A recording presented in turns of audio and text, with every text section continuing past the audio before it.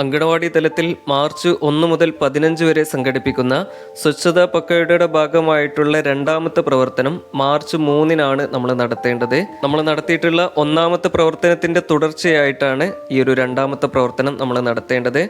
നമ്മുടെ അങ്കണവാടിയിൽ ഉപയോഗിക്കാത്തതും കാലഹരണപ്പെട്ടതുമായിട്ടുള്ള വസ്തുക്കൾ നീക്കം ചെയ്യലാണ് ഈ ഒരു രണ്ടാമത്തെ പ്രവർത്തനത്തിൽ നമ്മൾ ചെയ്യേണ്ടത്.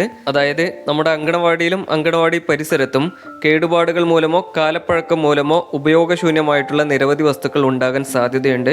അപ്പോൾ അത്തരത്തിലുള്ള വസ്തുക്കൾ അങ്കണവാടിയിൽ നിന്നും ഒഴിവാക്കുകയാണ് ഈ ഒരു പ്രവർത്തനത്തിലൂടെ നിങ്ങൾ ചെയ്യേണ്ടത്. അപ്പോൾ ഈ ഒരു പ്രവർത്തനത്തിന്റെ ഭാഗമായി നിങ്ങളുടെ അങ്കണവാടി പ്രീ സ്കൂൾ ഏരിയയിലുള്ള കാലപ്പഴക്കം മൂലം മുഷിഞ്ഞതും ഉപയോഗശൂന്യവുമായിട്ടുള്ള ചാർട്ടുകളോ പോസ്റ്ററുകളോ തോരണങ്ങളോ ഉണ്ടെങ്കിൽ അവ നീക്കം ചെയ്യാൻ നിങ്ങൾ പ്രത്യേകം ശ്രദ്ധിക്കേണ്ടതാണ്.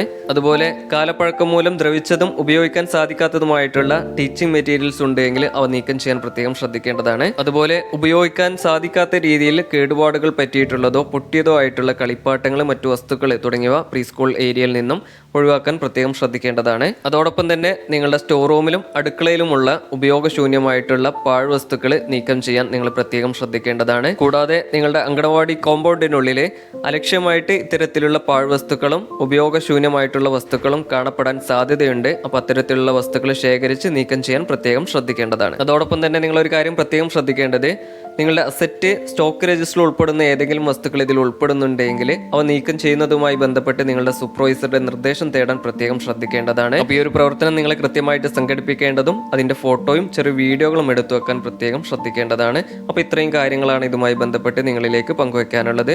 അടുത്ത ഓരോ പ്രവർത്തനങ്ങളുടെയും വിവരങ്ങൾ തുടർന്നുള്ള വീഡിയോകൾ വഴി നിങ്ങൾക്ക് ലഭിക്കുന്നതാണ്.